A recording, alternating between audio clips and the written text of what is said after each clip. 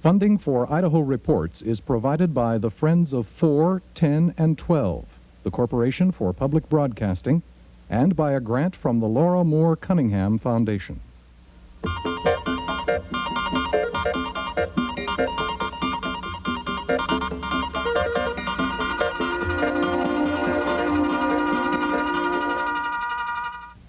Good evening. I'm Jean McNeil. Mark Johnson has the day off. Students of the human psyche tell us that the technological revolution, the transition from the warmth of human contact to the cold efficiency of the computer, may be as emotionally wrenching and socially transforming as the Industrial Revolution was to an earlier generation. But they also tell us that if we can survive that wrench, we may find rewards beyond our imagination.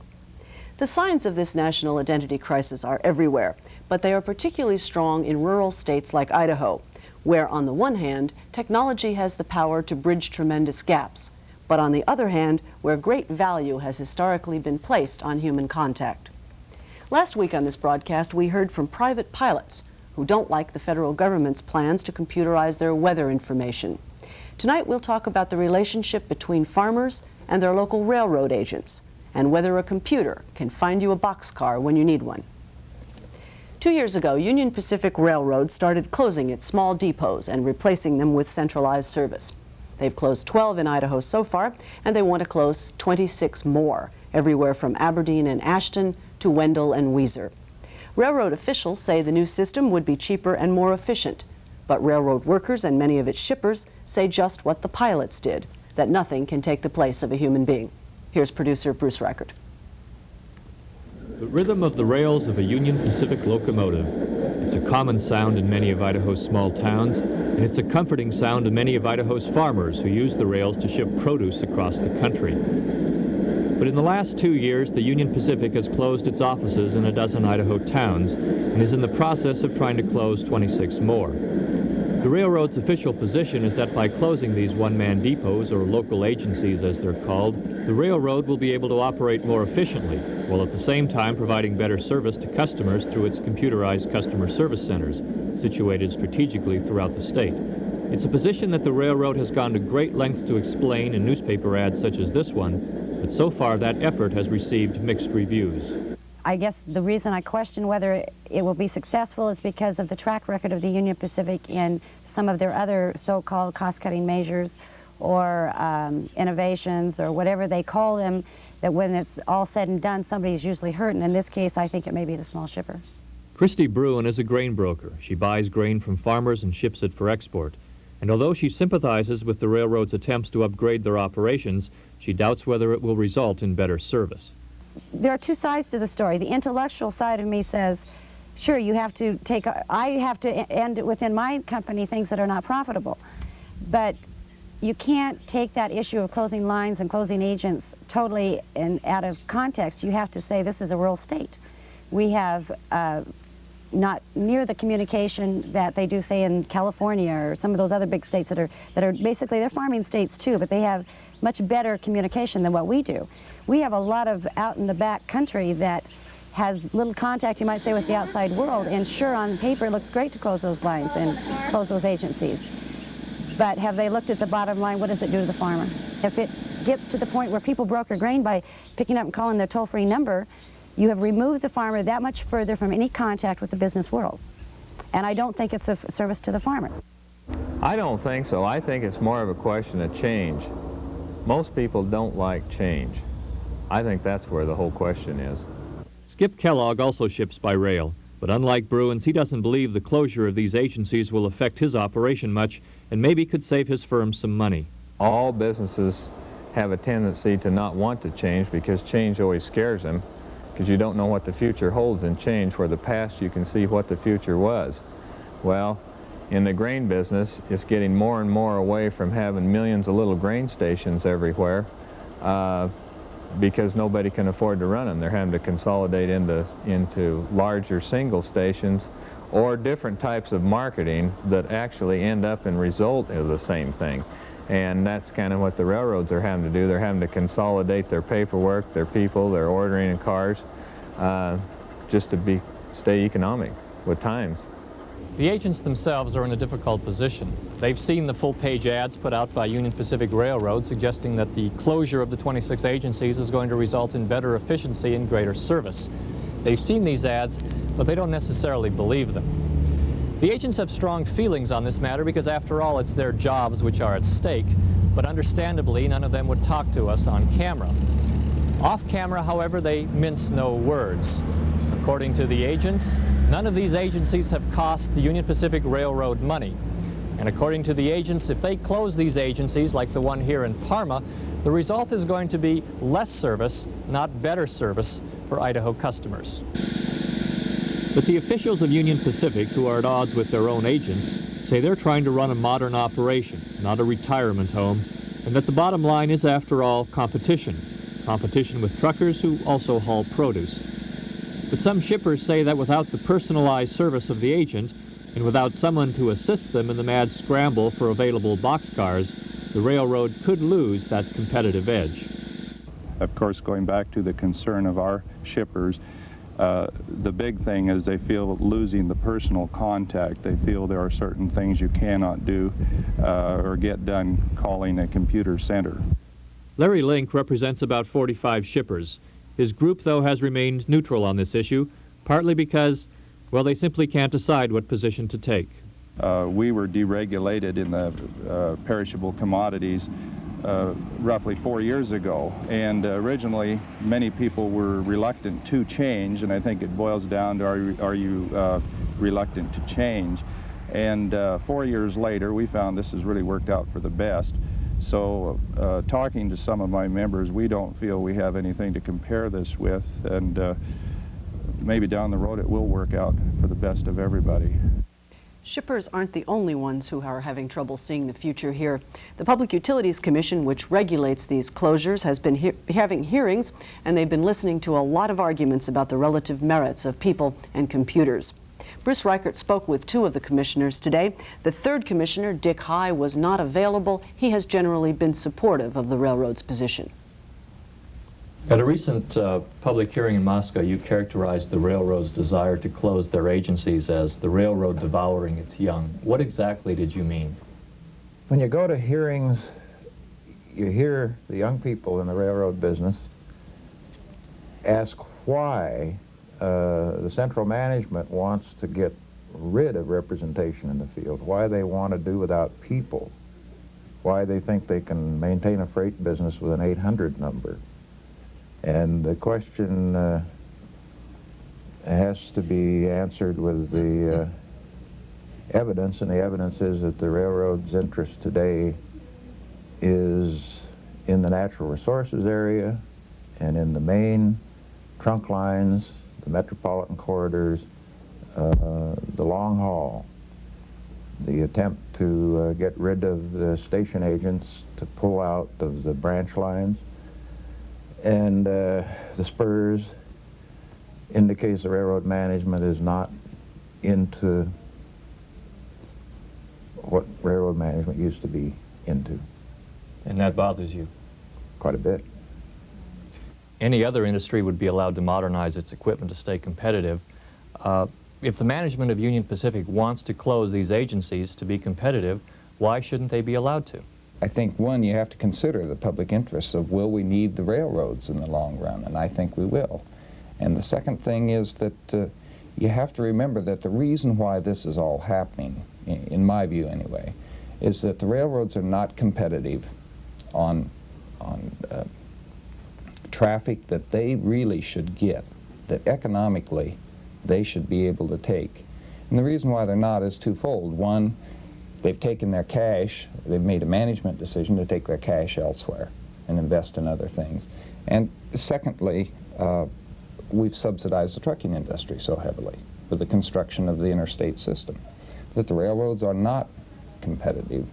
And that's a problem that we created ourselves. And the solution to it is not to let the railroads die. The solution is to do something to keep the railroads alive. But the railroad is very caught up, especially the Union Pacific since its merger with the Missouri Pacific, very caught up in the computer era. They're going through that same golden calf routine that we've seen in some other industries. And they think that's the entire future, and they can run a railroad without people, without contacts, without freight, I guess. Since the deregulation of the railroads, the jurisdiction of the Public Utilities Commission has been diminished. Just what exactly is your jurisdiction over the Union Pacific Railroad? Well, in the end, maybe not very much. And it really isn't so much a matter of jurisdiction. It's true that the Interstate Commerce Commission has tried to, and successfully in most cases, preempt the state commissions on most forms of regulation regarding abandonment and closure of stations, things like that. I think the more significant problem than loss of jurisdiction is it's virtually impossible, barring some national policy decision, for one state like Idaho to say to the management of a railroad, we want you to keep your money in the railroad business. If they don't want to do it, you just about are in a position where you cannot force them to do it. How can you force them to run a railroad when they don't want to run a railroad? It's just about that simple. Surely one state is not going to do that. So I think that's the nub of our problem, not a question of legal jurisdiction. Final question. It's been suggested that even if the PUC rules against the Union Pacific Railroad's closure of these agencies, that the railroad will simply go ahead and close them anyway. If they do that, what recourse does the PUC have? Well, let me jump in quickly on that even if the railroads do succeed, and they could succeed in court or at the federal level, there will be a legislative response. There was one in the last session of the Idaho legislature, and it was led not by railroad union people, but by representatives from agricultural counties. And so there will be a legislative response to a real pullout. If the railroad gets that drastic, there's no question of what the legislature will say. You cannot pull out. More on this story now with an official of Union Pacific and a representative of the Railroad Workers Union. Tracy Young is the president and legislative director of the Brotherhood of Railway and Airline Clerks. He joins us tonight in the studios of public station KISU in Pocatello. And Dick Tincher is the regional director of public relations for Union Pacific Railroad. He is based in Salt Lake City and joins us tonight in Boise. Mr. Tincher, let me start with the economic question. How much would closing those 26 stations save? Well, I don't have an overall figure on what the closing would save ultimately. This is a long-range program. There's not going, the immediate savings are not going to be terribly great. However, they do add up over a period of time. The cost of operating a rural agency runs somewhere in the neighborhood between $40,000 and $60,000 a year. So you can see that by closing a number of these stations, the savings can be significant. There are other factors in here, our agreements with the unions, the protective agreements and that sort of thing that are going to mitigate some of those savings in the near term, but you have to start somewhere. And we have to get those stations closed before we can start realizing those savings. I believe a company representative, Arthur Schoenener, told the PUC earlier this year that it might be as much as $1.5 million a year. Does that sound, could it go that high? That's correct. That's correct. It could go that high? Yes, it could. Mr. Young, what do you think? Someone in the videotape indicated that a lot of your people don't believe that the stations have been losing money and that there would be savings by closing them. Oh, no, quite exactly the opposite, Gene. The savings they talk about was actually $1.5 million. It was over a longer term. Most of these people that are affected at these agencies will continue to work, or they will at least have their salary. So nobody loses their jobs in this maneuver.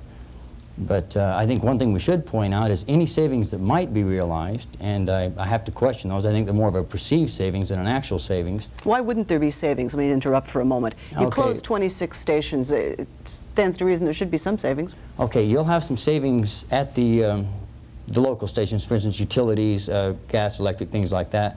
A small amount of taxes, I'm sure, would be involved. But the savings will be so small. In fact, even if we use Union Pacific's figures, the savings only come to 6 1/1000ths of 1% of their revenues and only 3 100ths of 1% of their income. And also we should note that Union Pacific has already gone on the record that any savings that might be realized will not be passed on to the shipper now or in the future. I don't believe that's correct at all. And first of all, I think this discussion is getting off to the wrong foot on savings to begin with, because we have not predicated this closing totally on savings. You have been quoted as saying that it's an Mr. Schoner has said that there would be these savings. He said that in the initial generic type hearing that we had here in Boise. And certainly that is a factor. But we have not predicated these closings on the net dollar savings that we're going to get. And second of all, I'd like to say that we didn't predicate this on the fact that these stations are losing stations. We didn't say that. Many of these stations are money-making stations. What we're dealing with here is a 19th century concept in the late 20th century, in 1984. And we have to keep our technology current with the operations.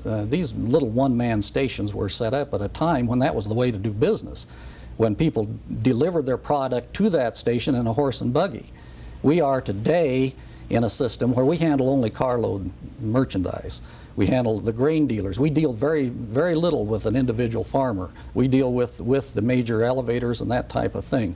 So some of these concepts that people have with this man-to-man contact is way out in left field. It just doesn't exist There really anymore. isn't a lot of contact. That's right. There is not a lot of contact between these people. As a matter of fact, most of the business done with the station agents today is done by telephone.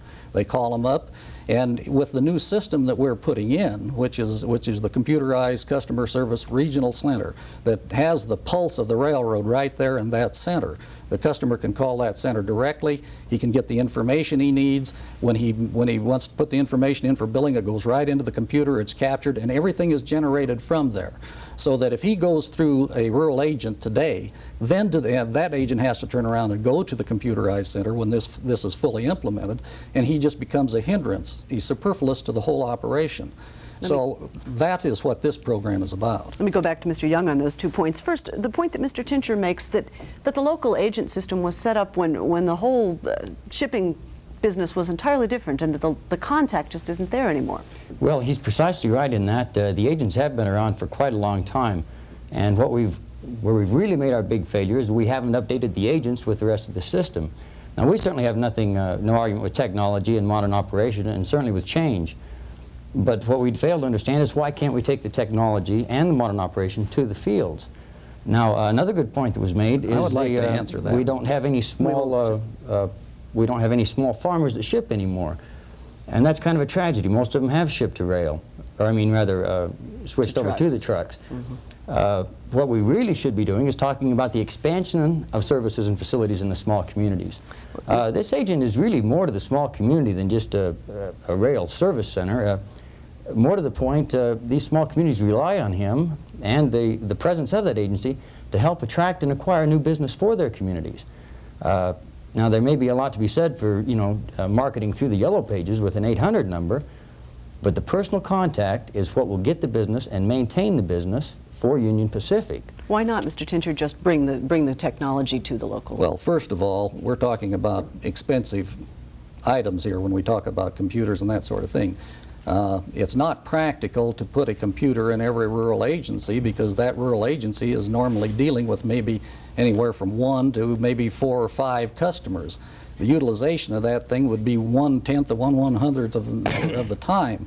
So the cost effectiveness of doing that is not there. The other thing is that there is not enough work in each one of these agencies with the computer operation and this sort of thing to occupy the agent all day long. And so what you're doing is you're paying a man to handle 1, 2, or 3 customers, when that same person in a computerized center can handle numerous people. The productivity is not there. It's, as I say, it's an antiquated system that just doesn't work in this day and age. I would also like to address the fact that the point that the unions try to make about this personal contact with the man in the community. In many of the communities that we have rural agents, the agent does not even live in that community. In some cases, he doesn't even live in the county, and in other cases, he doesn't even live in the state. But when he's at work, he's there. 8 hours a day, 5 days a week, he is there. But much of the time, he might be out of his office. He can't be contacted. So, these are all items. His job is not, we have sales forces. One of the things that the Public Utilities Commissioners, unfortunately, I think they have a misconception of this whole thing. But one of the things that they said there was the personal contact. We have people, we have a sales force that contact our customers.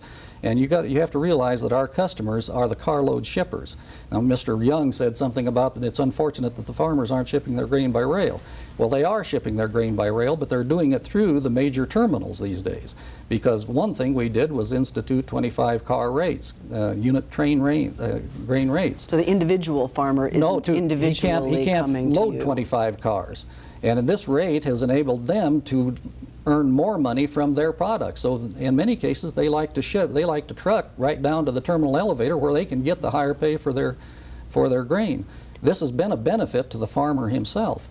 It utilizes modern technology in transporting that grain, because one thing about a railroad that you have to understand is that it's a mass product operation. It costs us the same amount of money to send an engine and a crew up a branch line to pick up 2 cars as it does 50 cars.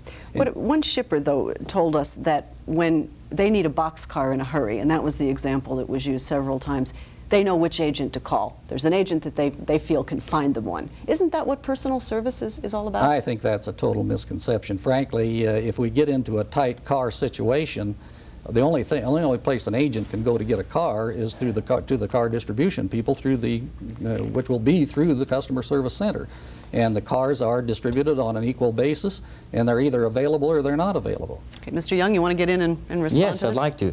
Particularly, apparently we're not being understood here properly by Mr. Tinchler. What we're talking about is the prospect of marketing, pure and simple marketing in the rural communities to get this business back. Now, nobody can tell me, I was in Grangeville just last week, the shippers there have no services, they have no marketing, and they're about to lose their line there. It's just that simple. It will be abandoned. Had there been an agent in the community who was trained in marketing, now, marketing has never been part of their function. We should upgrade them to that level. And in that regard, I'm not necessarily talking about a computer terminal in every agency, perhaps. But certainly let's get the man out there and get him to work and get some of this business back. Do you think there's plenty for them? Well, to I do? think Oh, yeah. This Grangeville, I just couldn't believe it. There's some of the finest grain fields and granaries that would rival anything we have in the Snake River Valley up here. And Well, there's no rail cars there. And like I say, they're going to lose that line. It's going to be a tragedy for them. Because every time a rail line is abandoned, freight rates do not go down. They never have. They go up. You need that competitive edge. Well, let me put you on the spot for a moment. You're a union man in the industry that certainly gave us the word feather bedding. Aren't you just trying to protect jobs here? Well, it's to a point, sure. We're in the jobs business. That's the nature of our work, absolutely. We're concerned about our people there. But Mr. Tinchler did touch briefly on these protective agreements, these protective clauses. These people continue to get paid under agreements. For the current workers? Yes, yes. They continue to receive their salary. What we're saying is this is ridiculous. We're sending people home on full pay.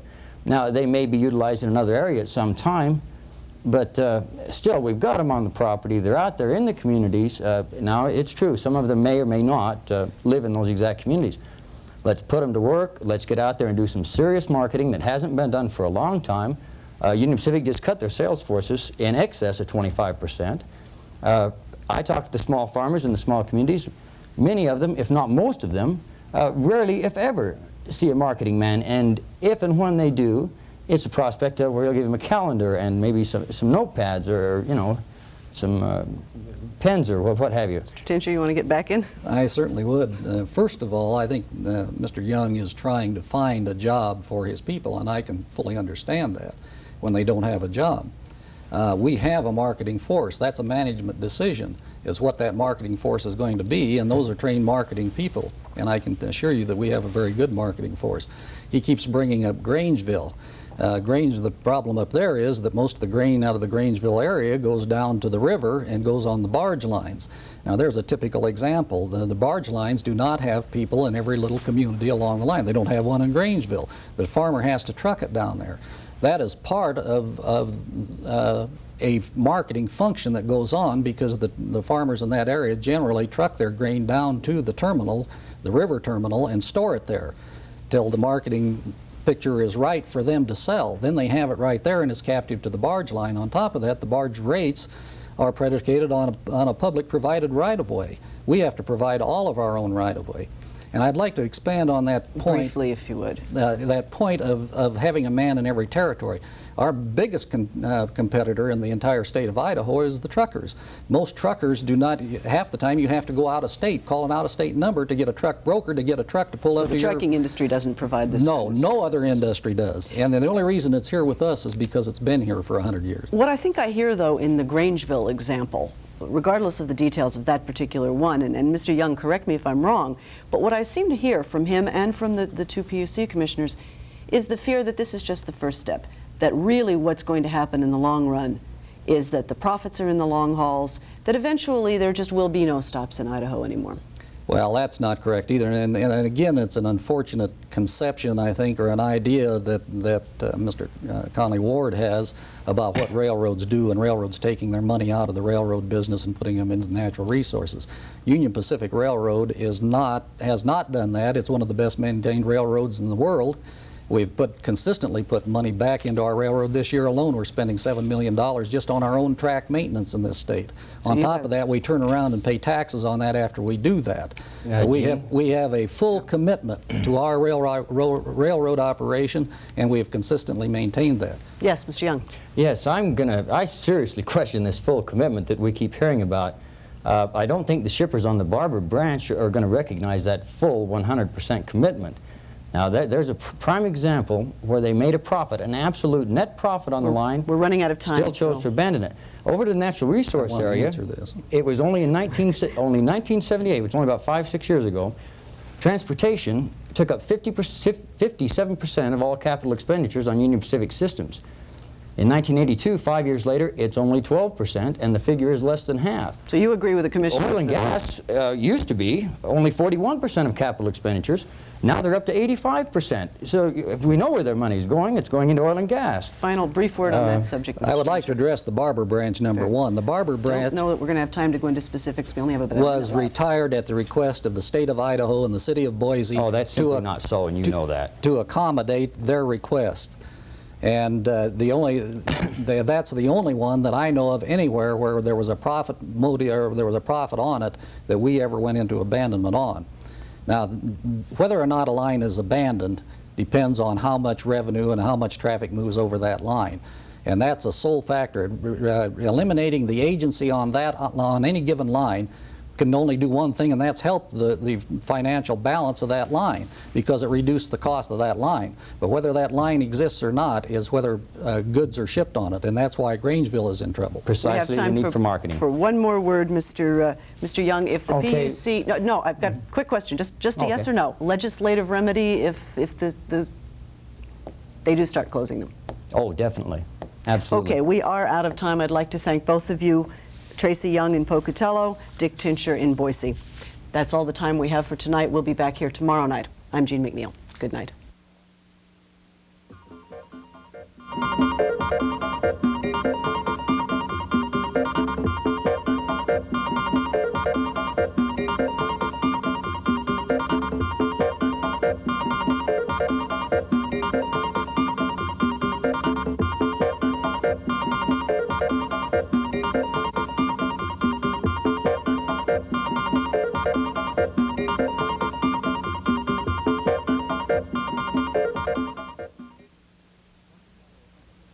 Funding for Idaho Reports is provided by the Friends of 4, 10, and 12, the Corporation for Public Broadcasting, and by a grant from the Laura Moore Cunningham Foundation.